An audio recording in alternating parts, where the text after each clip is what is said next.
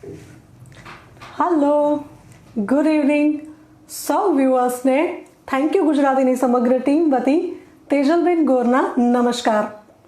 Teenagers vibes આ પોડકાસ્ટને આપ સૌ વ્યુઅર્સ દ્વારા મળેલા અભૂતપૂર્વ પ્રતિસાદ બદલ અમે આપના આભારી છીએ અને આપ સૌની લાગણીને જ માન આપીને આજે ટીનેજર્સ વાઇબ પાર્ટ 2 આપણી વચ્ચે ઉપસ્થિત છે સ્મિતાબેન સોરઠિયા. તેઓ હાયર સેકન્ડરી શાળામાં કેમિસ્ટ્રી ટીચર છે, સાથે સાથે ખૂબ સોશિયલ વર્ક કરે છે અને તેઓ કાઉન્સેલિંગ અંજાર, આદિપુર અને ગાંધીધામ ખાતે ચલાવી રહ્યા છે. તો સૌપ્રથમ તો સ્મિતાબેન, આપનું હાર્દિક સ્વાગત છે. નમસ્કાર. થેન્ક યુ તેજલબેન આટલા સરસ ઇન્ટ્રોડક્શન માટે, અને થેન્ક યુ ગુજરાતીની ટીમને કે મને ફરી એક વખત અહીંયા આગળ બોલાવી અને આ ચાન્સ આપ્યો કે હું મારું ઓપિનિયન અને મારા વ્યૂઝ અહીંયા પ્રસ્તુત કરી શકું.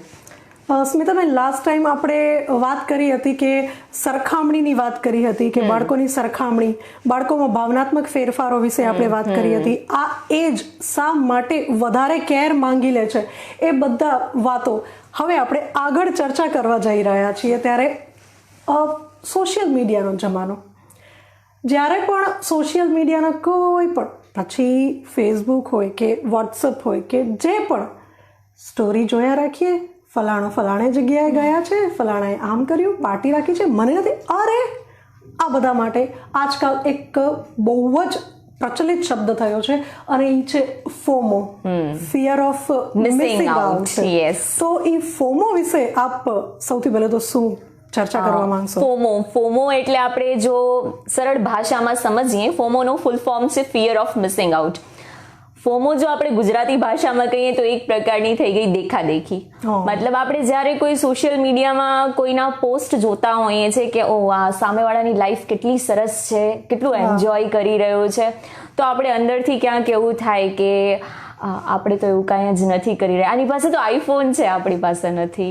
આ આટલી સરસ જગ્યાએ વેકેશનમાં ફરવા જાય છે, આપણે તો ઘરે બેઠા છે. તો આ કમ્પેરિઝન જે છે અને આ કમ્પેરિઝન ત્યાંથી શરૂ થઈ જાય છે અને આના કારણે શું સેલ્ફ એસ્ટીમ જે છે આપણું એ ક્યાંક લો થઈ જાય, which ultimately leads two depression અને એન્ઝાયટી. આ એકચ્યુઅલી ટીનેજર્સમાં વધારે જોવા મળે, કેમ કે ટીનેજર્સને કંઈ ખબર પડતી ના હોય, એટલું બધું અવેરનેસ હોય નહીં એમને. યસ, એટલે એમને કાયમ એ હોય કે હું પણ હાઇલાઇટ થતો રહું અથવા થતી રહું, મને પણ બધા જોવે, મને પણ અટેન્શન મળે. તો ક્યાંક ને ક્યાંક અટેન્શન સિકિંગનું જે અત્યારે ચલણ ચાલી રહ્યું છે, social media it is an illusion. આપણને ખ્યાલ જ છે કે બ્રહ્મ જ છે. મતલબ એવું જરૂરી નથી કે ભાઈ સોશિયલ મીડિયા ઉપર તમે બહુ સારા ખુશ છો, પણ એકચ્યુઅલમાં યુ નેવર નો કે સામેવાળાની લાઈફમાં શું ચાલી રહ્યું છે. દરેક પોતાનું પોઝિટિવ પાર્ટ જ એના ઉપર બિલકુલ બધા પોતાની પોઝિટિવ સાઈડ જ સોશિયલ મીડિયા પર શો કરે, અને લાઈફ આપણે જે જીવી રહ્યા છે ત્યાં positive as well as negative બધાની લાઈફમાં અપ્સ એન્ડ ડાઉન્સ તો ચાલતા જ હોય, પણ આપણે શું કરીએ? પોઝિટિવ. Yes, exactly. જ્યારે આપણે સોશિયલ મીડિયા ઉપર માત્ર લોકોના પોઝિટિવ ભાગને જોઈએ છીએ, ત્યારે એમના તરફથી આપણને એવી ફિલિંગ આવી જ જાય છે કે આ સુખી અને હું દુઃખી. અને જ્યારે સમદુખી ભેગા થાય પછી છોકરાઓમાં ખરેખર એવું થાય ને. છોકરાઓ શું એકબીજા સાથે ચર્ચા કરતા રહે કે આ જો આ તો અહીંયા ગયું તો આને તો કેટલા સરસ મજાના જલસા છે. અને છોકરાઓમાં આ ચલણ એટલું ચાલી રહ્યું છે કે સોશિયલ મીડિયા, યુટ્યુબ પર બ્લાઇન્ડલી કોઈને પણ ફોલો કરતા હોય છે, કે કોઈને પણ પોતાનો આઈડલ માની લેતા હોય. એકચ્યુઅલમાં રિયાલિટી એ છે કે એ જે આઈડલને ફોલો કરતા હોય છે એ હવે ખરેખર આઈડિયલ છે કે નહીં એ તો એમને અવેરનેસ છે જ નહીં એ વાતનું. તો જ્યારે કોઈને પહોંચી નથી શકવાના, ત્યાં સુધી પહોંચી નથી શકવાના અને બ્લાઇન્ડલી ફોલો કરતા હોય છે, which is really very pathetic situation. મતલબ કે તમે કોઈને જોઈને અને પછી તમને ઇનસિક્યોર ફીલ થાય કે હું તો આ કાંઈ નથી કરી રહ્યો, મારી સાથે આવું નથી. કોઈ એથ્લીટ હોય જે રનિંગ કરવા માટે જતું હોય તો એ કોઈ બીજાનું જે રનિંગ જોઈ વધારે સારું તો એને ઇનસિક્યોરિટી ફીલ થાય. આ ઇનસિક્યોરિટીના કારણે શું થાય કે ભય બેસી જાય. અને આજકાલનું યુગ કેવું છે કે જેવો ટાઈમ મળે એટલે બધા મોબાઈલમાં ઘૂસી જાય. બસ એટલે વારંવાર આપણે એ જ જોતા હોય. ટીનેજર્સમાં આ વસ્તુ એટલે પ્રિવેલન્ટ છે કેમ કે એમને એક તો ફોનનું એડિક્શન છે કાઇન્ડ ઓફ છે. એટલે ફોમો જે છે ખાલી એમને કમ્પેરિઝન ઇન્ફ્લુઅન્સ યુટ્યુબર્સનો, અને અપાર્ટ ફ્રોમ દેટ એમને પોતાની ડિગ્નિટી પર એ લોકો ક્વેશ્ચન માર્ક આવી જાય કે અમે ખરેખર આટલા પછાત છે, અમે બેકવર્ડ છે, અમે શું આગળ વધી નહીં શકીએ? તો સેલ્ફ ડાઉટ રાઇઝ થાય નથી, જે ખરેખર બહુ જ ખોટું છે. બિકોઝ બારે આપણે જે દેખાઈ રહ્યું છે ખરેખર એવું કંઈ હોતું છે નહીં, right? So FOMO is like okay, આવું કરે છે, હું આવું નથી કરતો, but we should be happy. હું આવું નથી કરતો પણ તે છતાં હું તો સુખી છું આવું કરવામાં પણ. તો that is about it. FOMO આપણા ટેલેન્ટને, આપણી એબિલિટીને દબાવી નાખે છે, એ બિલકુલ થઈ હા. શકે. કેમ કે તમે સેલ્ફ ડાઉટ કરવા લાગો ને, તમારું કોન્ફિડન્સ લેવલ જે છે આ કરી ગયું છે, હું એ નથી કરી હા. તો કમ્પેરિઝન સાથે તમારું કોન્ફિડન્સ જે છે એ ડાઉન થતું જાય, અને જ્યારે કોન્ફિડન્સ ડાઉન થાય તો મતલબ તમારામાં એ જે ઓપોર્ચ્યુનિટીઝ બી તમને મળતી હોય કોઈ, તો તમને એ પ્રશ્ન આવે, હું આ કરી શકીશ કે નહીં કરી શકું? ને આણે આ ઓલરેડી કરી લીધું છે. હા, તો હવે લોકો મને આમ જોશે, અથવા તો હું આ કરીશ તો હું ક્યાં સુધી પહોંચીશ, એના જેટલું સરસ કરી શકીશ કે નહીં કરી શકું? તો it is a kind of comparison only. Comparison છે ફોમો. તો ફોમો જે આજના સમયમાં ઓછા વત્તા પ્રમાણમાં દરેક એજના બાળકમાં, દરેક એજના વ્યક્તિમાં ઘર કરતો જાય છે, ત્યારે આ ફોમોમાંથી બહાર આવવું હોય અથવા એને સોશિયલ મીડિયાનો યુઝ કોઈ ઘટાડે એવું બની શકે તો બહુ બેસ્ટ. પણ એવું લાગતું નથી કે ટીનેજર્સને મોબાઈલથી દૂર રાખી શકાય. તો ફોમો ન આવે અથવા એનું જે મેન્ટલ ઇફેક્ટ છે એને ઘટાડી શકાય, એના માટે આપણે શું કરી શકીએ? એના માટે જો ફોમો ક્યારે આવે? જ્યારે આપણું મન સ્થાયી ના હોય, મેન્ટલી આપણે સ્ટેબલ ના હોઈએ. અત્યારે ફિઝિકલ હેલ્થ પર એટલો બધો ફોકસ જોવા મળે છે કે લોકો મેન્ટલ હેલ્થ વિશે વાત કરવાનું જ ભૂલી જાય છે. So when you focus on mental health, તમે જ્યારે મેન્ટલ હેલ્થની વાત કરો, બરાબર, આ ફોમો શું છે? એક પ્રકારનું એ કે તમે તમારું સેલ્ફ એસ્ટીમ ડાઉન થાય છે. તમે આને ઓવરકમ, સૌથી ઇમ્પોર્ટન્ટ વસ્તુ જે આપણે કરવી જોઈએ ને, આપણે તો કરીએ જ છે, પ્રાર્થના. ઈશ્વરને પ્રાર્થના. મોર્નિંગમાં તમે વહેલા ઉઠીને you talk with your self, give your self some time. થોડોક સમય પોતાની જાતને આપો, પોતા સાથે વાત કરો, 10 મિનિટ શાંતિથી બેસો. મેડિટેશન છોકરાઓ માટે તો કરવું બહુ અઘરું છે, પણ છોકરાઓને એવું પરસેપ્શન છે કે મેડિટેશન એટલે એક પોસ્ચર લઈને આંખ બંધ કરીને બેસી જવાનું. પણ મેડિટેશન ખરેખર એવું નથી હોતું. Meditation is just sitting in silence and focus on breath. તમે તમારી બ્રીથ પર ફોકસ કરો. તમે જ્યારે સેલ્ફ પર ફોકસ કરો. સવારે વહેલા ઉઠવાનો કેટલો મહત્વ છે. રોજ આ બ્રહ્મ મુહૂર્તની જે વાત થતી હોય છે કે એટલું પીસફુલ વાતાવરણ હોય. એ વખતે તમે જ્યારે કાંઈ ધારો, વિચારો અને તમે ભગવાનથી ઇઝીલી કનેક્ટ કરી શકો. અને આ દેખાદેખીના યુગમાં જો તમે ભક્તિ પ્રત્યે થોડાક આગળ વધો તો તમને કોઈ ફોમો ક્યાંય નથી નડવાનું. એટલે પ્રાર્થના અને મંદિર જવાનું રોજ છોકરાઓ માટે પોસિબલ હોય કે ના, એટલીસ્ટ વીકમાં એકવાર તો, જેમ ભણવા માટે સ્કૂલ જવું પડે એમ મનની શાંતિ માટે મંદિર તો જવું જ પડે. અને એ પોતા પર ફોકસ કરી શકે. પોતાને જે ઘણી વખત કેવું થાય કે છોકરું જે છે એના મગજમાં ઘણા બધા પ્રશ્નો ચાલતા હોય જે કોઈને કહી ના શકે, વ્યક્ત ના કરી શકે. તો એ છોકરું એને લખી શકે, રાઇટ કરે. તમે જ્યારે તમારી પ્રોબ્લેમ લખી શકો ને, એનું મતલબ તમારી અડધી પ્રોબ્લેમ સોલ્વ થઈ ગઈ છે. કેમ કે તમે 50% તમને ખ્યાલ પડી ગઈ છે. સાયકોલોજી છે. હા, આ એક સાયકોલોજી છે. તો જ્યારે તમે તમારી પ્રોબ્લેમને નોટ કરો છો કે મને આ પ્રોબ્લેમ થાય છે અથવા હું આ વાત માટે ઇન્સિક્યોર છું, તો there will always be a solution. એના માટે સોલ્યુશન આવી જ જશે તમારી પાસે. એટલે ફોમો ઓવરકમ કરવા માટે આઈ થિંક પ્રેયર, મેડિટેશન, ભગવાનને યાદ કરવું અને સેલ્ફ ફોકસ, પોતા પર ફોકસ કરવું, લખવું તો બહુ જ જરૂરી છે. એક્ચ્યુઅલ સંબંધમાં ઇન્ટરેક્ટ થવું. હા, પોતા સાથે ઇન્ટરેક્ટ. તમે હેપી બર્થડે ટેક્સ્ટ કરી દેવું અને એકચ્યુઅલી એમને મળી અને ગલે લગાવીને વિશ કરવું હેપી બર્થડે, એનામાં બહુ જ ફરક છે. આ ફરક ફોમોને દૂર કરવા માટે જરૂરી છે. બિલકુલ જરૂરી છે. આપણે સોશિયલ મીડિયાની એક બનાવટી દુનિયા કરતા વાસ્તવિક દુનિયા જેમાં આપણે અત્યાર સુધી જીવતા આવતા હતા એનામાં જ કન્ટિન્યુ રહેવું ફોમોથી ઓવરકમ થવા માટે જરૂરી છે. અને એનામાં ફોમોની સામે એક શબ્દ આપવામાં આવે છે જોમો, જોય ઓફ મિસિંગ આઉટ. બંને કોન્ટ્રાડિક્ટરી જેમાં વર્ડ મજા આવે છે. છે એનામાં તમારે આનંદ લેવાનો છે. બિલકુલ. જોય જે છે મતલબ આજે જોમો આપણે કહીએ છીએ એ એવું કહે છે કે લિવ ઇન ધ પ્રેઝન્ટ, મતલબ અત્યારે જે તમારી પાસે છે, અત્યારે હું અત્યારે અહીંયા બેઠી છું તમારી સાથે વાત કરું છું તો મસ્ત મજા, મારા મગજમાં બીજા કોઈ વિચારો ના ચાલવા જોઈએ. તો વર્તમાન સ્થિતિમાં તમે જ્યારે વર્તમાનમાં જ જીવવા લાગો તો આપણે ભૂતકાળમાં જે થયું હોય એ તો મગજમાં વિચારો આવવાના નથી. એટલે લિવ ઇન ધ પ્રેઝન્ટ, આ ભગવદ્ ગીતામાં પણ લખેલું જ છે ને કે તમે અત્યારે જે સમય ચાલી રહ્યો છે તમે એના પર ધ્યાન આપો.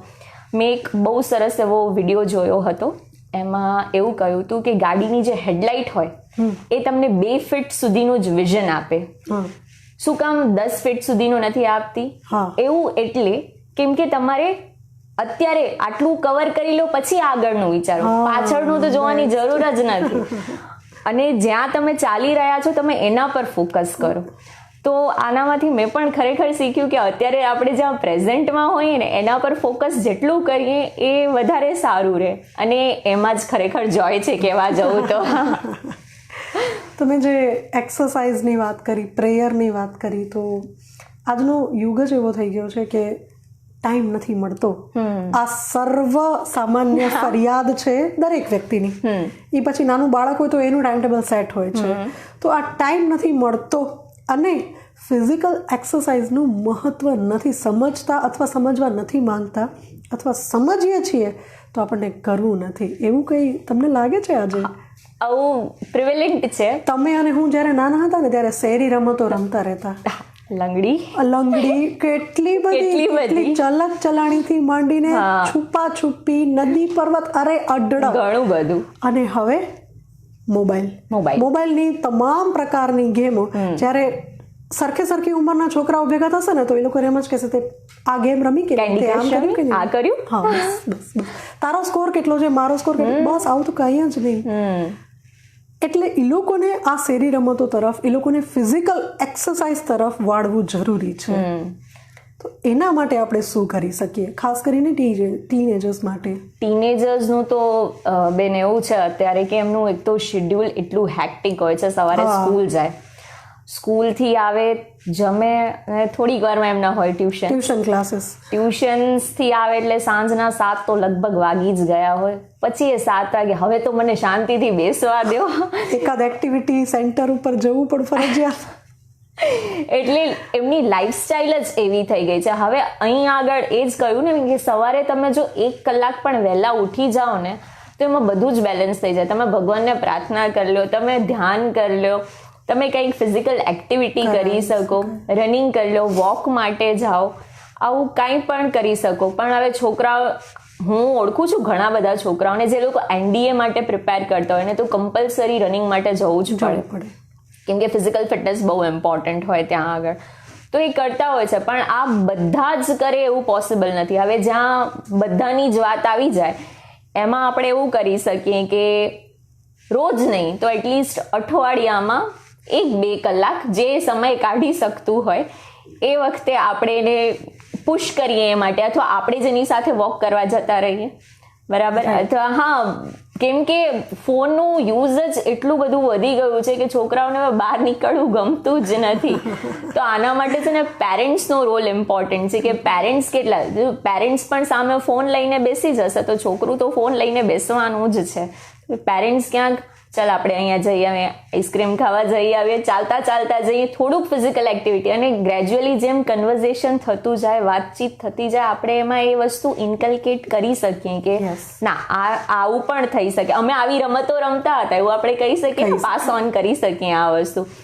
ફિઝિકલ ફિટનેસ ખાલી એવું નથી કે તમારી બોડીને ફિટ કરે છે, પણ તમારું માઇન્ડ, બિકોઝ તમે જ્યારે એક્સરસાઇઝ કરો તો એન્ડોર્ફિન્સ રિલીઝ થાય, હોર્મોન્સ જે તમારા હેપી હોર્મોન્સ હોય તો એનાથી તમારું મન પણ પ્રફુલ્લિત થઈ Stress જાય, ઘટાડે છે. સ્ટ્રેસ ઘટાડે છે, સ્ટ્રેસ બસ્ટ કરે ફિઝિકલ છે. એક્સરસાઇઝ એ માત્ર શરીર માટે નહીં, આપણા મનની પ્રફુલ્લિતતા માટે પણ બિલકુલ. એટલી ને એટલી જરૂરી છે.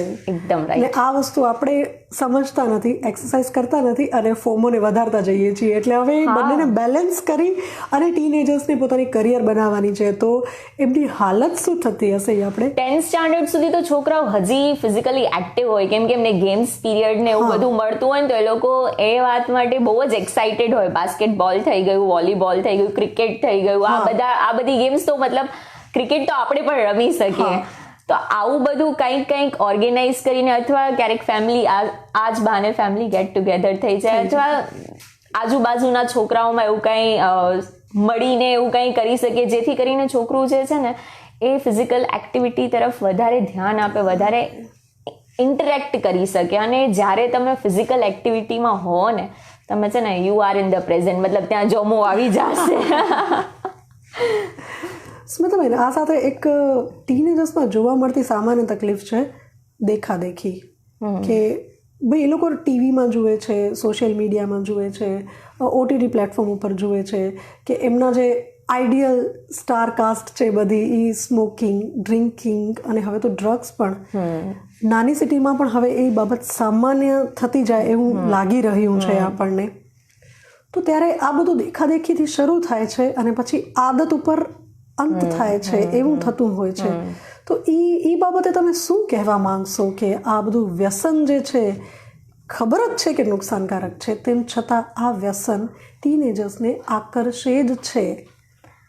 આ જે વ્યસન અથવા આ કેવું થાય, આ છે ને ફ્રેન્ડશિપમાં અથવા કોઈના ઇન્ફ્લુઅન્સમાં અથવા કોઈને જોઈને કે આવું હું કરીશ તો કુલ લાગીશ. યસ. અમુક વર્ડ્સ પણ છે, આજે જેન ઝી, આપણે અત્યારની જે જનરેશન છે એને આપણે કહીએ છીએ જેન ઝી, ઠીક છે, આપણે મિલેનિયલ્સ 90s વાળા જે હતા. તો આજે જેન ઝી જનરેશન છે, એમનામાં એવું ચલણ છે કે એ કોઈ અમુક એના શબ્દો જે યુઝ કરતા હોય, અથવા તો સ્મોક કરવું, અથવા કોઈ પણ ડ્રગ્સની જ આપણે જે વાત કરીએ છીએ, આ એકબીજા સાથે વાતો કરવાથી, ચર્ચા કરવાથી એક તો એ લોકોને ધ્યાનમાં આવે. પછી જેની સાથે એ ચર્ચા કરતા હોય એ પણ સેમ એજવાળા જ અથવા 1-2 વર્ષ મોટા જે કંઈ હોય, એટલે એ લોકોને ટ્રાય કરવાની. હા, એટલે એ લોકોએ ટ્રાય કરવા લાગે. અને જ્યારે ટ્રાય કરે એટલે ડ્રગ્સનું તો કામ જ છે પ્લેઝર આપવું, સારું ફીલ થાય. એક વખતમાં જ ડ્રગની આદત પડી જતી હોય છે. એક વખતમાં જ.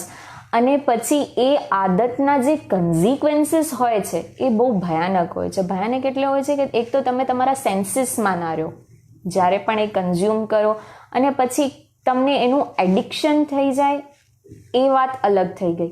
એના સિવાય તમારું હાઇજીન જતું રહે, કેમ કે તમે જ્યારે સેન્સીસમાં જ ના છો તો તમે હાઇજીન કઈ રીતના મેન્ટેન પોતાના કંટ્રોલમાં જ નથી, એટલે પોતાના સાચવી નથી શકવાના. નેક્સ્ટ, હવે એ લેવા માટે છોકરાઓ પાસે તો પૈસા હોય નહીં, એટલે એમને એટલે આ લીડ કરે કે એ કોઈક રીતે પૈસા મેળવવાનો પ્રયાસ કરશે, પેરેન્ટ્સ સામે ખોટું બોલશે, ફ્રેન્ડ્સ પાસેથી પૈસા લેશે, ચોરી કરશે, કાંઈ પણ એવું કરી શકે, યુ નેવર નો. તો આના કન્ઝિક્વન્સીસ, અને આ સિવાય પણ જે ટીનેજર્સમાં અત્યારે પ્રિવેલેન્ટ છે એ છે ઇન્ટિમેસી, છોકરાઓ અને છોકરીઓ વચ્ચેની. ડ્રગ્સના ઇન્ફ્લુઅન્સમાં જ્યારે તમે સેન્સીસમાં જ નથી, તમે કોઈ સાથે, આપણે હમણાં જ એક કેસ જોયો છે કર્ણાટકમાં, જ્યાં એક 8મા ધોરણની છોકરી પ્રેગ્નન્ટ થઈ ગઈ હતી. તો આ બહુ, જ્યારે આપણે આવું સાંભળીએ ત્યારે આપણને બહુ દુઃખ થાય કે આ જનરેશન ક્યાં જઈ રહી છે. એક્ઝેક્ટલી. તો જ્યારે પણ છોકરાઓ આવું ક્યાંય કોઈ જોએ, સૌથી પહેલી વસ્તુ જે એમને કરવી જોઈએ એ છે કે એ ના વિચારે કે હું આવું કરીશ તો મને કેવું લાગશે. પહેલી વાત મગજમાં એ બેસવી જોઈએ કે આ હું કરીશ એનાથી મને નુકસાન જ થવાનું છે, નુકસાન જ થશે. અને આ કાયમ એક મેન્ટર રાખવું કે જે તમને ગાઈડ કરે. તમારા પેરેન્ટ્સ હોઈ શકે, તમારા સિબલિંગ્સ હોઈ શકે, તમારું કોઈ ફ્રેન્ડ હોઈ શકે, ટીચર હોઈ શકે, જેની સાથે તમે શેર કરી શકો. કેમ કે છોકરું એકલું એટલું પડી જતું હોય છે, એકલતા એને એટલી બોધર કરતી હોય છે કે એ પછી ફ્રેન્ડ્સમાં જે બધા કરતા હોય એવું જ કરવા લાગે. અને જ્યારે પણ કોઈ ડ્રગ્સ વિશે કે આવું કાંઈ પણ તમને કે આવું ટ્રાય કરવા માટે, કે પહેલી વસ્તુ જે એમને કરવી જોઈએ છે એ પોતાને સ્ટેબલ કરવાનું, કે ના 2 મિનિટ વિચારવાનું કે હું આવું કરીશ તો શું, આ સારું થશે, આ મારા માટે સારું છે કે ખરાબ છે.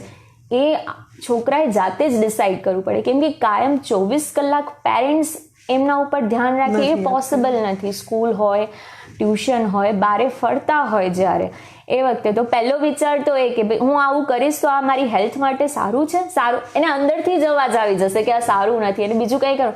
પણ એક ક્વેશ્ચન, જાતે સેલ્ફ ક્વેશ્ચનિંગ જે છે એ છોકરાઓએ કરવું પડે. આ જ્યારે કરશે ને, અને સેકન્ડલી જ્યારે મોર્નિંગમાં ઉઠીને ભગવાનને યાદ કરશે ને, તો પછી આવો કોઈ પ્રશ્ન આવશે જ નહીં ડ્રગ્સ તરફ જવા સુધીનો. તો એ ત્યાં જ અટકી જશે.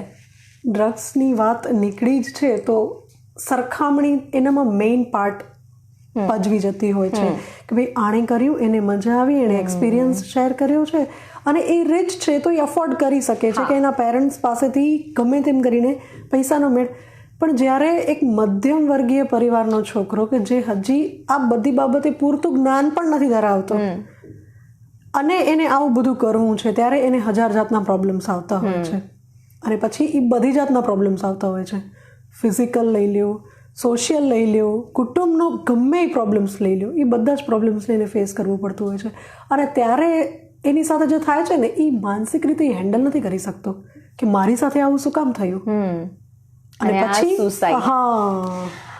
અને છેલ્લું પગલું જેને આપણે કહી શકીએ કે આવું તો કોઈ ન કરે, ત્યારે એને એમ થાય, જો એ તો એ અટેન્શન શીકર હોય કે બધા મને જુએ છે, બધા મને નોટિસ કરે છે, બધા મને નોટિસ કરે, એટલે જ્યારે એની સાથે આવું થાય છે એટલે એને એમ થાય છે કે હવે બધા મારા ઉપર હસ્યા રાખશે, બધા મારી વાતો કર્યા રાખશે, બધા મને ખરાબ કહેશે, અને એ છેલ્લું પગલું ભરવા તરફ આગળ વધી જતા હોય છે. આવા તો ઘણા કિસ્સાઓ આપણે વાંચતા જોઈએ છીએ, આપણા વ્યુઅર્સ પણ આવા ઘણી બધી જગ્યાએ વાંચે. સાયકોલોજીકલ સર્વે જે છે, ઇન્ટરનેશનલ સાયકોલોજીકલ જર્નલ જે છે, એના પ્રમાણે ડ્રગ્સ તરફ સૌથી વધારે જે ઇન્ફ્લુઅન્સ થતા હોય એ ટીનેજર્સ છે. કેમ કે ટીનેજર્સને એના જે કન્ઝિક્વન્સીસ, મતલબ આ હું લઈશ એના પછી શું થશે એના વિશે કોઈ માહિતી હોતી નથી. એ બસ દેખાદેખીમાં અથવા તો ચલણમાં અથવા ટ્રેન્ડમાં કે ભાઈ મારે આવું ટ્રાય કરવું છે એટલે કરી લે. એટલે જ્યાં સુધી કોઈ બાળક સેલ્ફ ક્વેશ્ચન નહીં કરે પોતાને કે આવું કરવાથી, બાળક છે પણ તે છતાં આપણે as parents, as society, as teachers એનામાં એ ઇન્કલ્કેટ કરી શકીએ કે આવું કાંઈ પણ હોય, કોઈ પણ વાત હોય આવું, તો પોતાને એક વખત પ્રશ્ન કરવાનો કે આપણે આજે કરી રહ્યા છે, સારું કરી રહ્યા છે, આનાથી આગળ શું અસર થશે.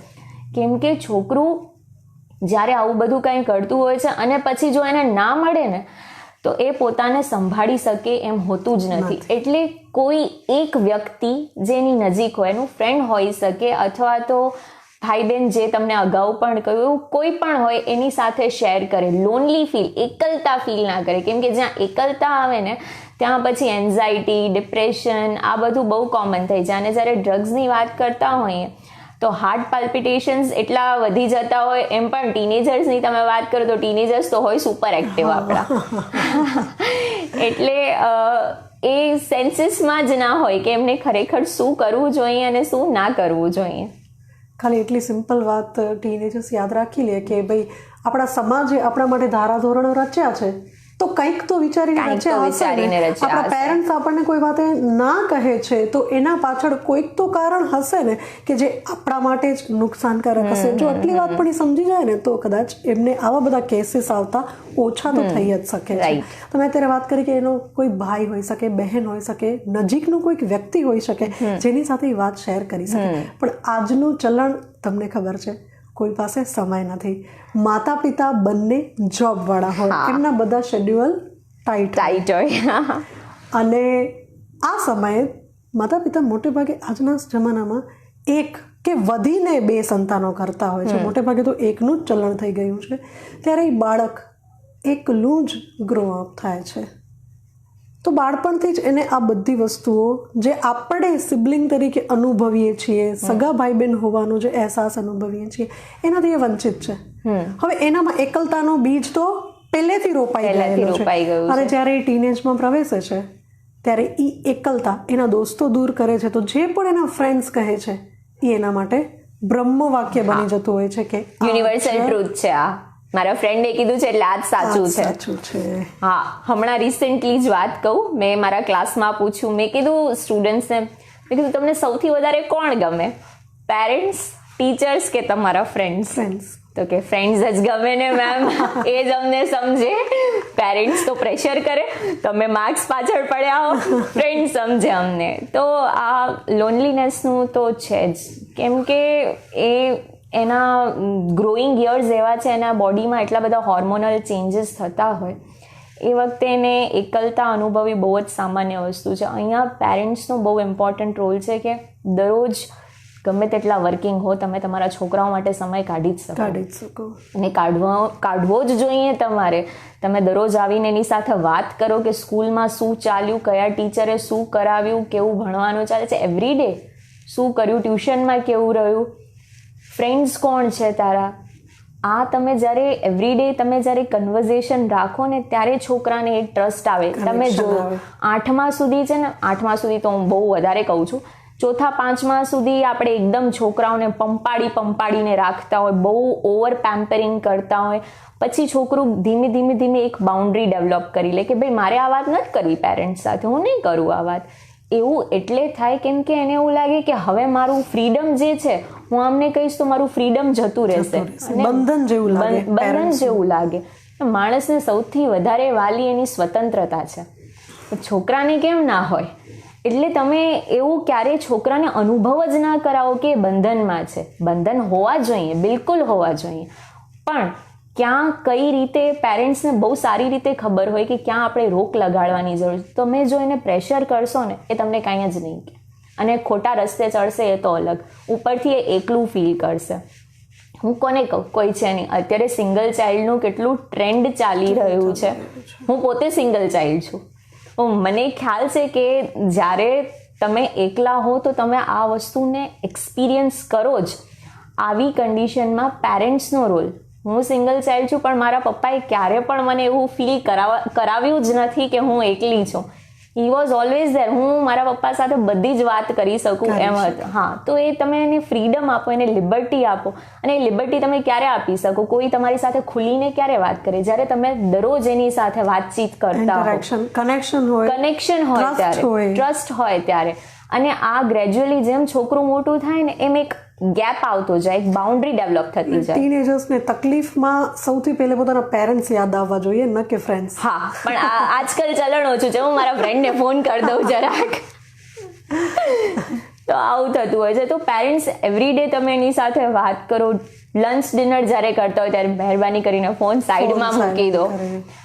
આ કમ્યુનિકેશન અને કનેક્શન જે છે ને, એ જ છોકરાઓને ખરેખર આગળ હેલ્પ કરે કે એ પોતાને હિંમત આપી શકે, પોતાના પેરેન્ટ્સ સાથે વાત કરી શકે, અને કાંઈ પણ થાય ને એની સાથે એને એવો ટ્રસ્ટ રહેવો જોઈએ કે મારા મમ્મી પપ્પા મારી સાથે છે. હા, તો એ ડર ના રહેવો જોઈએ. અને એ ડર એટલે જ રહે છે કેમ કે હવે કનેક્શન જે છે ને એ ઘટી ગયું છે. આજના ટીનેજર્સ પોતાના ગુરુજનોની સામે બહુ થતા જોવા મળે છે. આ વાત સાચી છે? સાચી છે. ખાલી આ મેટ્રો સિટીનો પ્રશ્ન નથી, હવે તો આ સ્મોલ ટાઉનમાં પણ એવી જ રીતે જાણે એમને સ્વતંત્રતા મળી ગઈ છે કે અમે જે કહીએ ને એમ થવું જોઈએ, કે અમારા ટીચર્સ મતલબ કાંઈ જ નહીં હોવા જોઈએ, કાંઈ બોલવા ના જોઈએ. બસ ટીચર્સ વઢવાનું નહીં કે એના સારા. અરે વઢવાનું આંખો પણ નહીં બતાડવાની તમારે, બિલકુલ આંખો નહીં બતાડવાની. છોકરાને ખરાબ લાગી જાય એવું એટલે થાય કેમ કે ટોલરન્સ હવે ઓછું થઈ ગયું છે. એક્ઝેક્ટલી, બિલકુલ પેશન્સ નથી રહ્યું કોઈમાં પણ. એઝ ટીચર હું એવરીડે જેટલા છોકરાઓ સાથે ઇન્ટરેક્ટ કરતી હોઉં, એક ક્લાસમાં જો 60 છોકરાઓ હોય તો એ 60 અલગ હોય. યસ, તમારે 60ને અલગ રીતે ડીલ કરવું પડે. કોઈક એવું હોય કે જેને તમે પ્રેમથી સમજાવો તો માની જાય, કોઈક એવું હોય કે તમારે ફટકાર લગાડવી પડે. અને ટીચર્સને બિલકુલ એ આઈડિયા હોય જ કે ક્યાં કોને પ્રેમથી કહેવાનું છે ને ક્યાં કોને ફટકાર લગાડવાની છે. છોકરાઓ અત્યારે ટીચર્સને રિસ્પેક્ટ તો હું વર્ડ યુઝ જ નહીં કરું કેમ કે એનું ચલણ આઈ થિંક જતું રહ્યું છે, અને મારા ખ્યાલથી 10 વર્ષ પછી તો આવું કંઈ દેખાશે કેમ કે હવે કનેક્શન નથી રહ્યું ને. એટલે આ ડેવલપ કરવા માટે હું કહું છું ને, આ બધું જ છે ને એક જ રસ્તા ઉપર જાય છે. તમે જ્યારે ભગવાન પાસે જાઓ ને, ભગવાનને યાદ કરો. હું તો છોકરાઓને પણ કાયમ કહું કે તમે જ્યારે વાંચવાનું શરૂ કરો એના પહેલા તમે 5 મિનિટ તો બહુ છે, 2 મિનિટ ભગવાનને યાદ કરી લો. જેને પણ માનતા હો એને યાદ કરી લો, અને એના પછી ફોકસ કરો તમે, definitely it is going to work અને મિરેકલ્સ કરી દે આ વસ્તુ. એટલે લોનલીનેસ હોય, ફોમો હોય, ડિપ્રેશન હોય, એન્ઝાયટી હોય કે સોશિયલ મીડિયાની અસર હોય, એક તો પહેલા કોઈ એવી વ્યક્તિ રાખો જેને સાથે તમે બધી ચર્ચા કરી શકો. બીજું, પેરેન્ટ્સ એવું પ્રેશર ના રાખે છોકરાઓ સાથે અને એક ઓપન કમ્યુનિકેશન રાખે જ્યાં છોકરાને એવું ના થવું જોઈએ એને કંઈ કર્યું ઓહો મેં બહુ મોટું ક્રાઇમ કરી લીધું, ના એવું ના લાગવું જોઈએ. આવું થઈ ગયું, ઓકે, એનું કંઈક સોલ્યુશન તો નીકળશે જ ને. તો પેરેન્ટ્સ કાયમ છોકરાઓ સામે કામલી, વગર કોઈ પ્રેશરે, શાંતિથી જ્યારે વાત કરે ને, છોકરામાં કોન્ફિડન્સ આપોઆપ વધી જશે, અનડાઉટેડલી. યસ. અને આપણે હમણાં કહીએ છીએ કે એક વ્યક્તિ હોવો જોઈએ. હવે આજે એવું ચલણ વધતું જાય છે કે 11-12માં આવે એટલે એને ક્યાંક એકલો ભણવા જવાનું છે, હોસ્ટેલ જવું, હોસ્ટેલ લાઈફ કમ્પલસરી થઈ ગઈ છે. પહેલાં એવું હતું કે કોલેજ, પણ હવે તો 10th પછી સીધી હોસ્ટેલ લાઈફ શરૂ થઈ જ જવી જોઈએ. તો ત્યારે જે બધી પ્રોબ્લેમ્સ આવતી હોય છે એ એક તો એને ભણવામાં પ્રોબ્લેમ્સ આવશે અને બીજું એને એકલો એડજસ્ટ થવામાં પણ હોમ સિકનેસ આવશે. એને હોમ સિકનેસ એટલે આવે કેમ કે છોકરાઓ જે છે ને આજ ઇન્ટ્રોવર્ટ, જે છોકરાઓ ઇન્ટ્રોવર્ટ હોય, હવે જે છોકરું કોઈ સાથે ખુલીને વાત જ નથી કરી શકતું એને તમે એકદમથી હોસ્ટેલમાં મૂકી દો જ્યાં એના ઘરના કોઈ જ નથી, તો એને એકલતા તો ફીલ માહોલ જ નથી. ફૂડ ચેન્જ થઈ જાય એ વખતે પોતે ગ્રો કરતો હોય, નવું ફ્રેન્ડ સર્કલ હોય, નવી જગ્યા હોય. કોઈ પણ નવી જગ્યાએ આપણે જ્યારે જઈએ છીએ તો આપણે પણ એડજસ્ટ થતા સમય લાગે છે, તો છોકરાઓને તો વાર જ લાગે. હોસ્ટેલમાં જ્યારે છોકરું જાય ને એ વખતે હોમ સિકનેસ અને નોસ્ટાલ્જિયા, ઇમોશનલ નોસ્ટાલ્જિયા, ઘરની બહુ જ યાદ આવે, અનહદ યાદ આવે. અને હોસ્ટેલમાં આજકાલ તો ફોન પણ અલાઉડ નથી હોતું. આવી કન્ડિશનમાં પેશન્સ જ કામ કરે અને એવરીડે કાઉન્સિલિંગ જ્યાં આગળ પણ રહેતા હોય ત્યાં આગળ પ્રોવાઈડ કરતા જ હોય છે. બટ સ્ટીલ સમવેર મેન્ટલી પહેલાંથી જ છોકરાને પ્રિપેર કરીને મોકલાવું. આ છે ને એકદમ ફટાકથી ઇમ્પલ્સિવ ડિસિઝન્સ જે લીધા હોય ને કે ના ભાઈ હવે તારે હોસ્ટેલ જવાનું છે, ત્યાં વધારે જોવા મળે. પણ જ્યાં છોકરું પહેલાંથી મેન્ટલી પ્રિપેર્ડ છે, આજે જ મેં એક સ્ટુડન્ટને હું મળી, એના પપ્પાએ એને 9th સ્ટાન્ડર્ડથી જ ટ્રેન કરી દીધું છે કે ભાઈ બેટા તારે 11th ઓનવર્ડ્સ મહારાષ્ટ્ર જવાનું છે, તારે મેડિકલ કોલેજમાં એડમિશન લેવાનું છે, મહારાષ્ટ્ર જ કરશું. એટલે એને એક વર્ષથી એના મગજમાં સેટ છે કે ઓકે મારે હવે બહાર ભણવા જવાનું છે. તો એ હવે ત્યાં જશે ને એટલે એને એવું ફીલ નહીં થાય. તો તમે જો એવું કંઈ પ્લાન કરતા હો હોસ્ટેલ મોકલવાનું તો it should be pre planned. એકદમથી તમે ઇમ્પોઝ કરી દો છોકરા ઉપર તો તારું રિઝલ્ટ ઓછું આવ્યું મતલબ કે તારે હોસ્ટેલમાં જ ભણવાનું છે તો જ તારું રિઝલ્ટ વધારે આવી શકશે, એવો એક જાતનો પ્રેશર કે માહોલ કે જે પણ હોય છે એના કારણે બાળક બહુ પ્રેશરમાં આવી જાય છે. પ્રેશર જેવી વસ્તુ તો છે ને રાખવાની જ નહીં. કોઈને ના પસંદ હોય, ના મને, ના તમને, ના છોકરાઓને, તો પ્રેશર જેવું તો રાખવાનું જ નહીં. ઇનફેક્ટ જે પણ કોઈ ડિસિઝન લો ને, તમારું છોકરું ભલે 5 વર્ષનું હોય, 7 વર્ષનું હોય કે 15 વર્ષનું હોય, તમે એને કહો કે હું આવું કરવાનો છું કે કરવાની છું, એ વસ્તુ એના મગજમાં નાખો, એનું રિએક્શન જો, એને કેટલું સરસ ફીલ થાય કે મારા પપ્પા મારા મમ્મી મને પૂછે છે.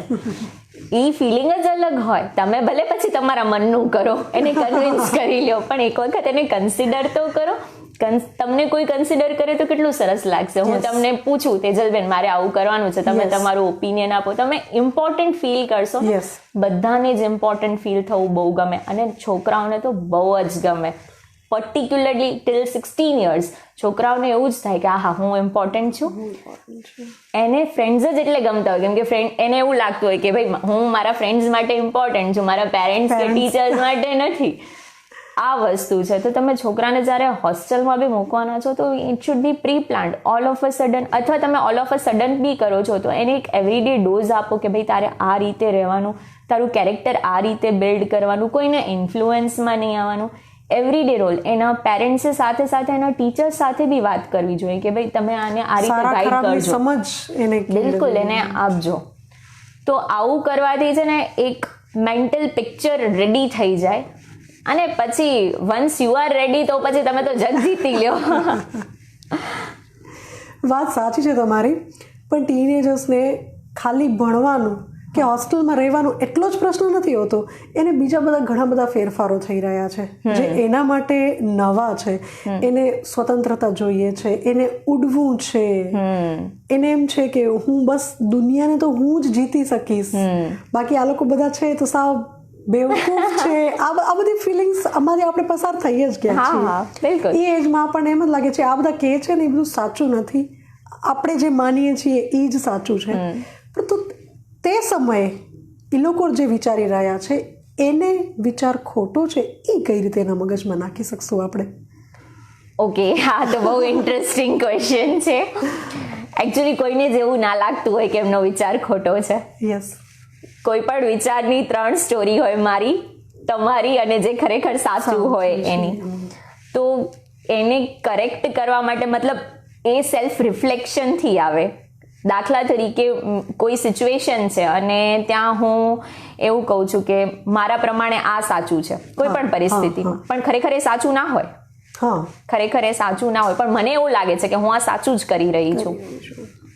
એ વખતે આ કરવાથી આગળ શું થશે, આ હું કરી રહી છું એનાથી આગળ શું થશે, એ વિચાર જો એક વખત મગજમાં આવી જાય તો પછી આપણે એવું કાંઈ જ ના કરીએ.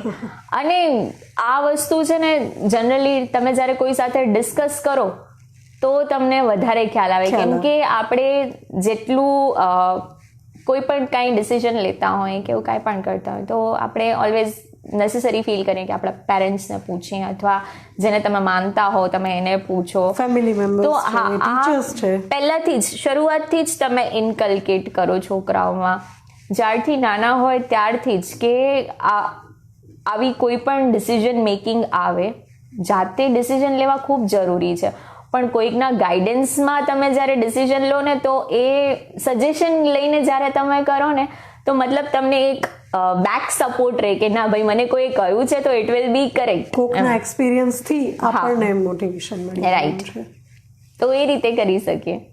હોસ્ટેલ લાઈફની વાત થાય છે, બહાર જવાની વાત થાય છે ત્યારે એક વસ્તુ જે હમણાં બહુ ચાલે છે, ગુડ ટચ બેડ ટચને સમજવાનું. અને એમાં પેરેન્ટ્સની ભૂમિકા, કારણ કે જનરલી આપણા ઇન્ડિયન્સ ઘરોમાં આપણે ઓર્થોડોક્સ મેન્ટાલિટી છે આપણા લોકોની. હજી આપણી મેન્ટાલિટી એટલી બધી પણ હાઈ નથી થઈ ગઈ કે આપણે આને ઓપનલી વાત કરીએ, તે પણ પોતાના છોકરા સાથે ઘરમાં. તો ત્યારે છોકરા પાસે અધકચરું જ્ઞાન રહી જાય છે કે ભાઈ અહીંયા એણે સાંભળ્યું કે ત્યાં એણે જોયું, કે પણ પેરેન્ટ્સ સાથે એ વાત કરી શકતો નથી. તો ત્યારે પેરેન્ટ્સની ભૂમિકા અને આ ગુડ ટચ બેડ ટચ વિશે આપના મંતવ્યો જણાવો. એકચ્યુઅલી છે ને આ જે ગુડ ટચ અને બેડ ટચની વાત છે આ પર્ટિક્યુલરલી લાગુ પડે ફિમેલ જેન્ડરને. સાથે સાથે આવું એટલે થાય કેમ કે બાળકોને સેક્સ્યુઆલિટી વિશે એટલી ઇન્ફોર્મેશન હોય નહીં, બરાબર. છોકરાઓને 8મા ધોરણથી જ સાયન્સમાં ચેપ્ટર્સ આવવા લાગે. 8મામાં આવે, 9મામાં આવે, 10મામાં પણ આવે છે. હવે જ્યારે એ ભણી રહ્યું છે અને એ પોતાની બોડીમાં પણ ચેન્જીસ જોઈ રહ્યા છે, હોર્મોનલ ચેન્જીસ આવે, ટેસ્ટોસ્ટેરોન લેવલ્સ હાઈ જાય, બરાબર. છોકરીઓને મેન્સ્ટ્રુઅલ સાયકલ સ્ટાર્ટ થાય. આ જ્યારે થતું હોય એ વખતે સેક્સ એજ્યુકેશન આપવું ઇટ ઇઝ વેરી નેસેસરી. સ્કૂલમાં તો સેમિનાર્સ કન્ડક્ટ થતા જ હોય છે, પણ સ્કૂલમાં જે કહેવાનું હોય એ એક લિમિટ સુધી તમે કહી શકો, બરાબર. કેમ કે સ્કૂલમાં બધા જ સાથે હોય, મેલ ફિમેલ બધા જ સાથે હોય.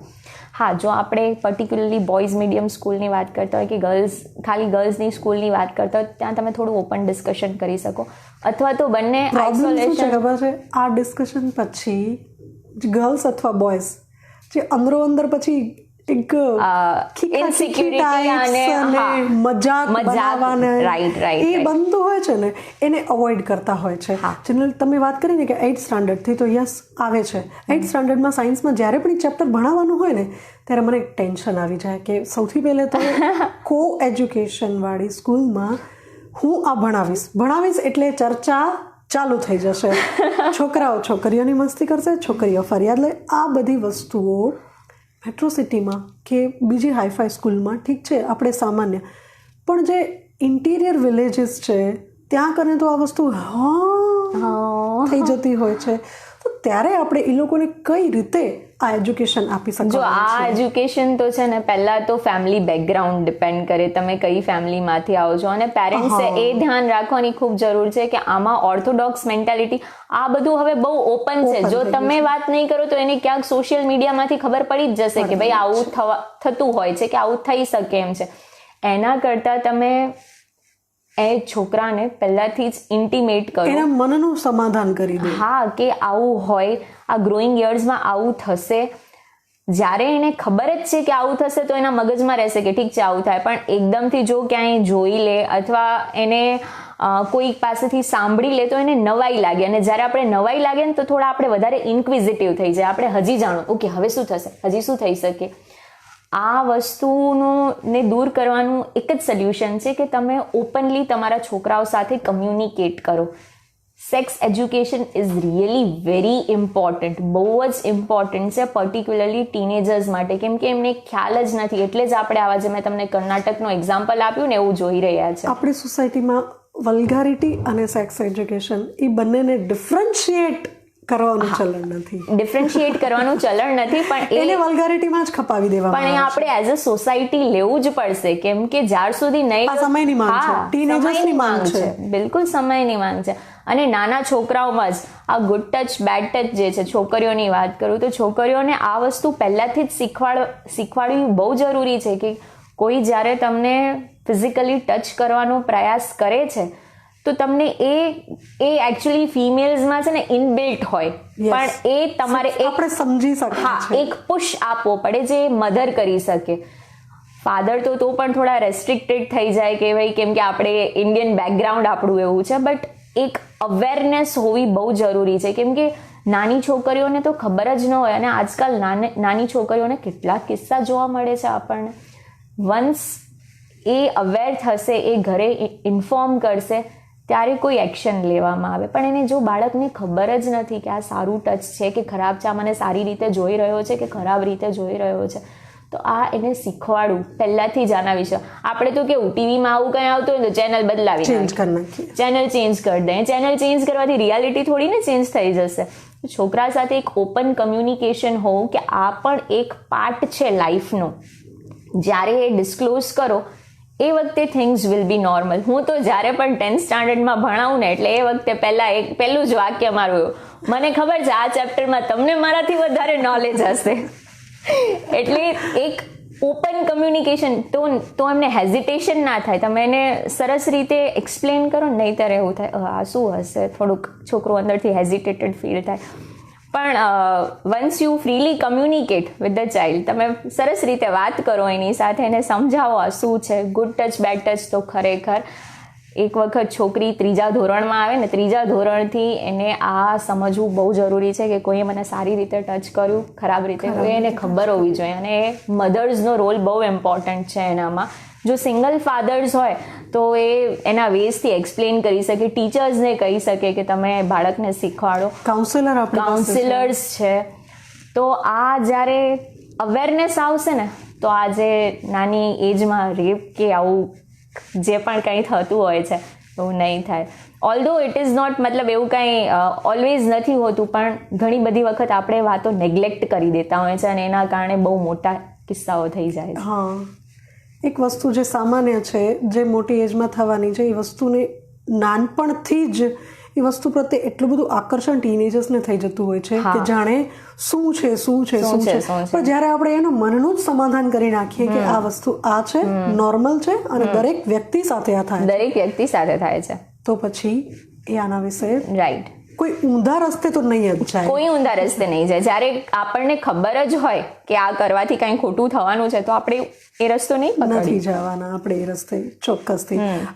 આ બાબતમાં કે અન્ય કોઈ બાબતમાં પોતાના કોઈ એવા અનુભવો શેર કરવા માંગશો જે તમને કાઉન્સેલિંગ દરમિયાન જોવા મળ્યા હોય કે આવું પણ થઈ શકે? હા, હું તમને કહું, રિસેન્ટલી વાત છે, આઈ થિંક 3-4 મહિના પહેલાં, બરાબર, 3-4 મહિના પહેલાં એક 4થા ધોરણની છોકરી મારી પાસે આવી. આ સ્કૂલ અથવા જસ્ટ 4થું ધોરણ, હા, ટ્યુશન સિવાયની વાત છે. મતલબ હું જે લોકાલિટીમાં એવરીડે કમ્યુટ કરું, આદિપુર ગાંધીધામ, ત્યાં આગળની વાત છે. તો એક 4થા ધોરણની છોકરી આવી મારી પાસે અને એને હું જસ્ટ ગાડી લોક કરીને જતી હતી, ક્લાસ તરફ આગળ વધતી હતી. તો એ મારી પાસે આવીને કે દીદી કોઈક સાયકલવાળો મારી પાછળ આવે છે. એટલે એ રસ્તો સુનસાન હતો. એટલે મને 2 મિનિટ તો મેં એવું કીધું, બેટા તારું ઘર ક્યાં છે? તો એને મને કીધું આગળ છે પણ કોઈક પાછળ આવે છે, હું એકલી નહીં જાઉં. તો એના પછી હું એને લઈ ગઈ, મારી સાથે ક્લાસમાં લઈ ગઈ અને ફોન નંબર કે તો કાંઈ એવી માહિતી નથી. એટલે છોકરાઓને ફોન નંબરની પણ ખ્યાલ હોવી જોઈએ કે આવી પરિસ્થિતિમાં ફોન કરી શકે, ફોન નંબર લર્ન કરાવવાનો. એના પછી થોડી વાર મારું કામ વાઇન્ડ અપ કરીને એને હું મૂકવા ગઈ જ્યારે, તો મેં રસ્તામાં એની સાથે વાત કરી. તો મેં એને પૂછ્યું, મેં કીધું આ પહેલી વખત કોઈ તારી પાછળ આવે છે આમ સાયકલ લઈને? તો કે દીદી રોજ આવે છે. મેં એક વખત મમ્મીને કહેવાની ટ્રાય કરી પણ એને સાંભળ્યું જ નહીં. તમે વિચાર કરો, એ દિવસે હું હતી અને મને કહી દીધું.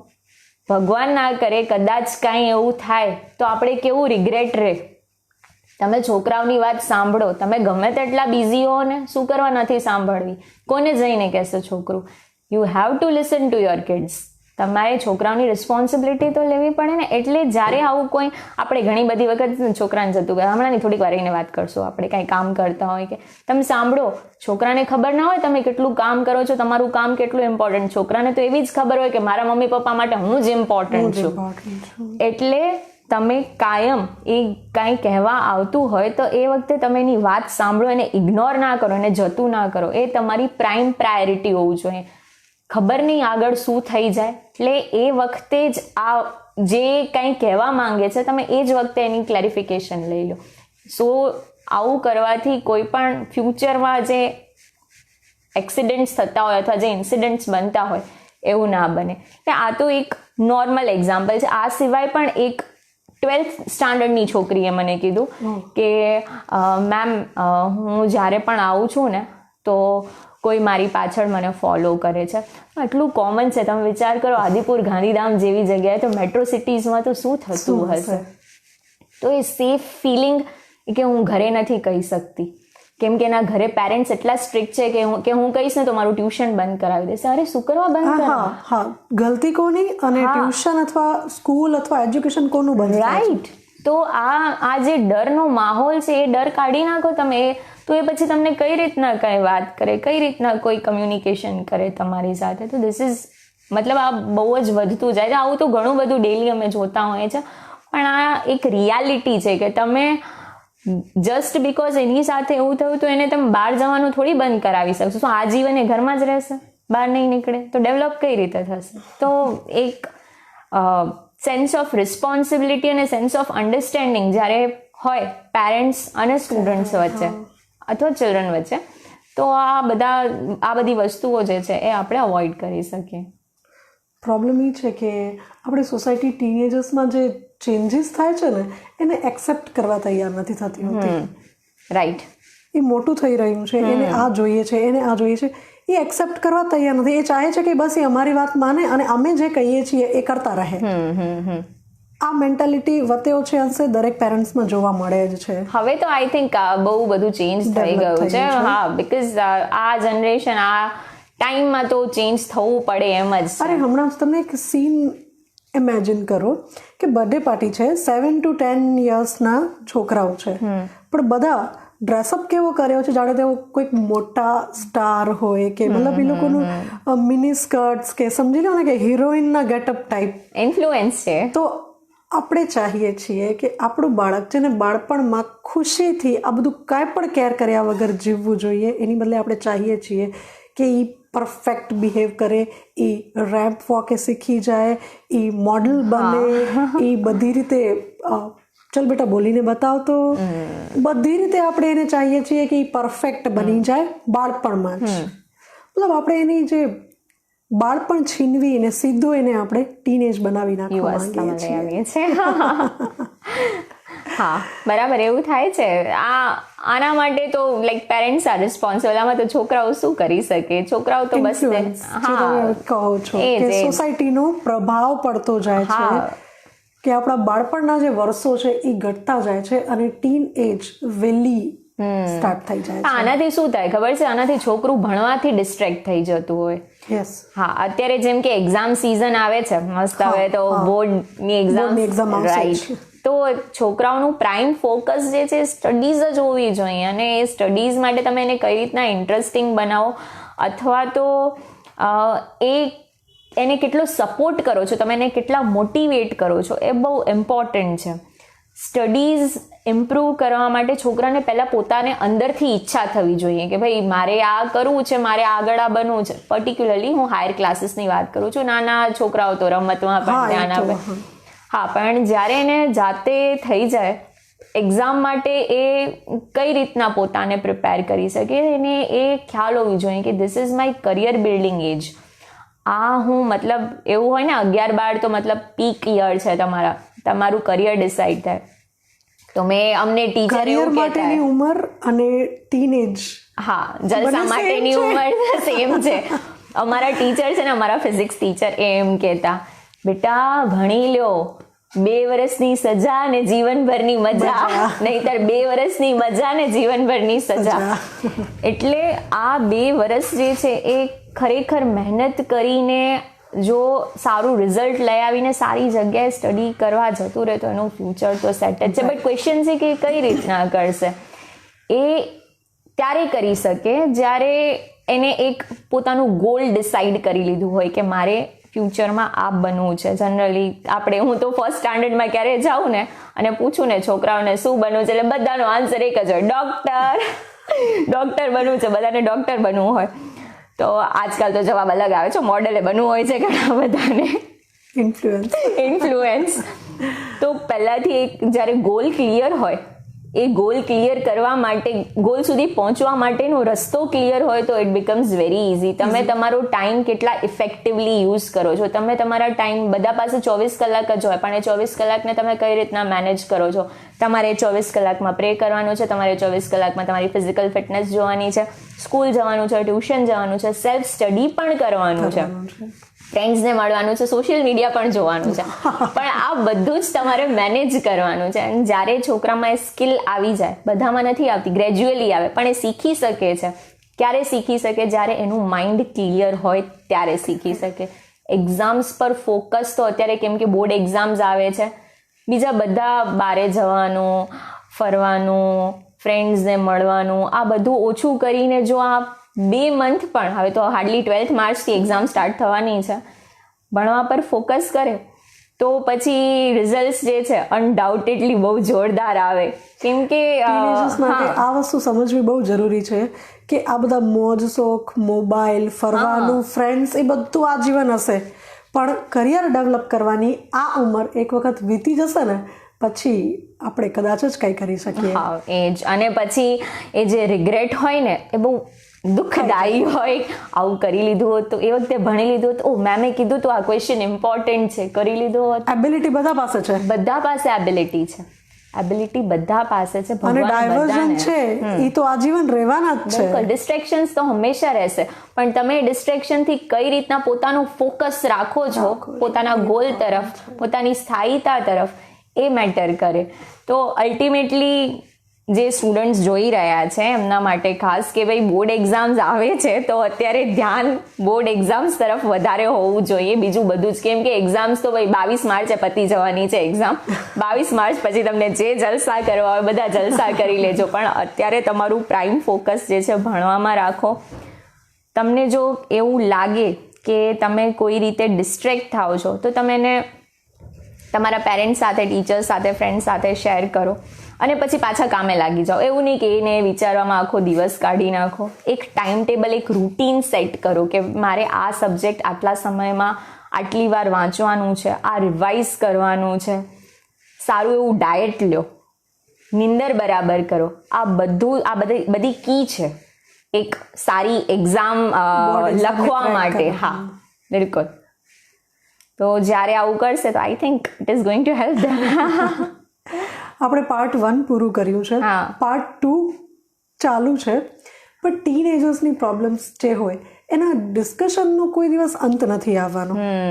એને પૂર્ણ વિરામ તો આપણે કહી જ ન શકીએ, પણ જ્યારે અત્યારે આપણા વ્યુઅર્સ જે ટીનેજર્સ વાઇબ્સ પોડકાસ્ટને જોઈ રહ્યા છે એના માટે આપ શું મેસેજ આપવા માંગશો? ઓકે, હું છે ને મારી લાઈફમાં જે મારા ઇન્સ્પિરેશન છે, જે મારા સ્પેશિયલ પર્સન છે અને જેમની પાસેથી હું દરરોજ ઇન્સ્પાયર થાઉં છું, એમની પાસેથી મેં અમુક વાતો શીખી છે જે હું શેર કરવા માંગુ છું. સૌથી પહેલાં તો આ બધાને જ એપ્લિકેબલ છે, એમ ટીનેજર્સને પણ છે, મોટાને પણ છે. હા, તો first thing is be soft spoken. તમે જ્યારે પ્રેમથી વાત કરો ને ત્યારે બધી વાતના સોલ્યુશન આવી જાય. શાંતિથી, તમારો ટોન કેવો છે વાત કરવાનો, કોઈ તમારી સાથે પ્રેમથી વાત કરે તો કેટલું ગમે તમને. ટીનેજર્સમાં ગુસ્સાનું પ્રમાણ ઇમ્પલ્સિવ બહુ હોય છોકરાઓ. તમે પ્રેમથી વાત કરો, તમે જેટલા પ્રેમથી શાંતિથી વાત કરશો ને સામેવાળાને એટલી જ મજા આવશે. પણ એનો અર્થ એ નહીં કે તમે વીકલી વાત કરો છો. Be soft spoken but not weak. Weak નહીં, તમારે સ્ટબન રહેવાનું, પણ એક ટોન હોય, એક રીત હોય વાત કરવાની. જો કોઈ ઝઘડામાં સામેવાળો બહુ ગુસ્સામાં વાત કરે છે પણ તમે શાંતિથી જ વાત કરો છો તો એ મેટર ત્યાં ને ત્યાં સોર્ટ થઈ જશે. અને જ્યાં નોર્મલ સિચ્યુએશન છે એમાં તમે સોફ્ટ સ્પોકન છો તો સામેવાળો ખુશ થઈ જશે. બંને વાતમાં તમારો તો ફાયદો જ છે. તો બી સોફ્ટ સ્પોકન. બીજું એ કે નો મેટર વોટ, તમે ગિવઅપ ના કરો ક્યારે પણ, કેમ કે લાઈફમાં તો હાર્ડવર્કનો કોઈ ઓપ્શન જ નથી. તમે મહેનત કરતા રહો, એક એટેમ્પ્ટ નહીં તો બીજા એટેમ્પ્ટમાં તમે ક્યાંક ને ક્યાંક સક્સેસફુલ થશો જ, અને બીજામાં નહીં તો તમે ત્રીજામાં થશો. પણ ગિવઅપ નહીં કરવાનું કે ના હવે મારાથી આ નહીં થાય. It's not possible. થશે જ, અને તમે બન્યા જ છો એ કરવા માટે. પોતા ઉપર સેલ્ફ ડાઉટ ક્યારે પણ નહીં કરવાનું.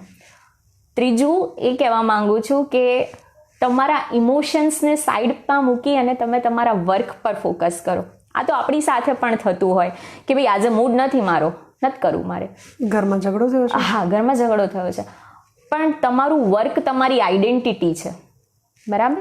હું ટીચર છું, હું કેવું ભણાવું છું, એ વખતે હું એવું કહી દઉં આજ મારો મૂડ નથી ભણાવવું મારે, નહીં ચાલે. તમે સ્ટુડન્ટ છો, તમે ભણો, તમારું કામ ભણવાનું છે. મૂડ તમારો ખરાબ છે, 5 મિનિટ વિચારો એ વિશે, પછી સાઈડમાં મૂકીને તમે તમારા રૂટીને લાગી જાઓ. તમારા ઇમોશન્સ ક્યારે પણ તમારા કામને અસર કરવા ના જોઈએ. ચોથું, સેલ્ફ કંટ્રોલ. સેલ્ફ કંટ્રોલ એટલે કે હમણાં મેં જ ઇન્સ્ટાગ્રામ મારે છે ને સોશિયલ મીડિયા ડિટોક્સ કરું હતું, તો 15-20 દિવસથી ઇન્સ્ટા મારું બંધ છે. ગ્રેટ. ગઈકાલે જ ચાલુ કર્યું પોસ્ટ નાખવા માટે, પાછું કાઢી પણ નાખ્યું. અને ખરેખર મેં જોયું કે મારી પાસે ઘણો એવો ટાઈમ રહે છે કે હું શું કરી શકું. એ એક્સ્ટ્રા જે અડધી પોણી કલાકે મળે, મને એમ લાગ્યું હો મારી પાસે ટાઈમ છે આટલો. સેલ્ફ કંટ્રોલ ખાલી સોશિયલ મીડિયાની વાતે નહીં, પણ ખાવા પીવામાં, કોઈ પણ વાતે તમારામાં એ હોવું જોઈએ કે આ વસ્તુ નહીં હોય તો પણ મને ચાલશે. તો જ્યારે તમે એક સેલ્ફ કંટ્રોલ ડેવલપ કરી લો, તમારામાં ડિસિપ્લિન આવી જાય. અને 5th પોઈન્ટ એ છે કે ઓલવેઝ પ્રે. ભગવાન સાંભળે છે. પ્રાર્થના કરતા રહ્યો. તમે જેટલી પ્રાર્થના કરશો ને, હું તો ઘણી બધી વખત એક્ઝામ ડ્યુટી હોય ને મારે સુપરવિઝન ચાલુ હોય તો એમાં ઓમ નમઃ શિવાયના જાપ કરતી હોઉં. શું કરવાનું બીજું, છોકરાઓને જોવાનું, છોકરાઓ મને જોતા હોય તો મનમાં ચાલુ હોય. કાયમ પ્રાર્થના કરતા રહ્યો, કેમ કે ભગવાન સાંભળે છે, અને સકારાત્મક રીતે પ્રાર્થના કરતા રહ્યો. આમ તો ઘણી બધી વસ્તુ છે શેર કરવા માટે, બટ આઈ થિંક આ 5 વસ્તુ જે છે, સોફ્ટ સ્પોકન રહેવાનું, તમારા ઇમોશન્સને કંટ્રોલ કરવાનું, તમારી સ્ટેબિલિટી જનરેટ કરવાની, ક્યારેય ગિવઅપ નહીં કરવાનું, અને ભગવાનને કાયમ યાદ રાખવાનું. જો આપણે આટલું કરશું ને તો ટીનેજર્સ બધા જ શાંતિથી રહી શકશું. આજના વધી રહેલા આ બધા જે પણ પ્રસંગો છે જે આપણે નથી ચાહતા, એને ખરેખર સ્ટોપ કરવા માટે, ઓછા કરવા માટે બેને ખૂબ સરસ વાત કરી છે કે આપણે સેલ્ફ કંટ્રોલ હોવો ખૂબ જરૂરી છે. અને જ્યારે આપણે સેલ્ફ કંટ્રોલથી સામેવાળા સાથે ઝઘડો જ નથી કરતા તો પછી આ સોસાયટીમાં શાંતિનું સ્થાપન આપોઆપ થઈ જ જવાનું છે. આપ ટીનેજર્સને શું મેસેજ આપવા માંગશો આ પોડકાસ્ટના માધ્યમથી? ટીનેજર્સને હું એ કહેવા માંગીશ કે નો મેટર લાઈફમાં જે કંઈ પણ થાય તમારી સાથે, તમે પહેલાં તો કોઈ સાથે પોતાનું કમ્પેરિઝન ના કરતા. કેમ કે કમ્પેરિઝન કરવાથી શું થશે? તમે તો જે છો એવા જ રહેવાના છો. હા, તમે તમારી જાતને ઇમ્પ્રૂવ કરી શકો, but you do not need to compare yourself with anyone. Secondly, તમે તમારું પ્રાઇમ ફોકસ છે ડિસાઈડ કરી લો કે મારે આ કરવાનું જ છે. તમારું ગોલ જ્યારે ક્લિયર હશે ને, બધી જ વાતો ક્લિયર થઈ જશે.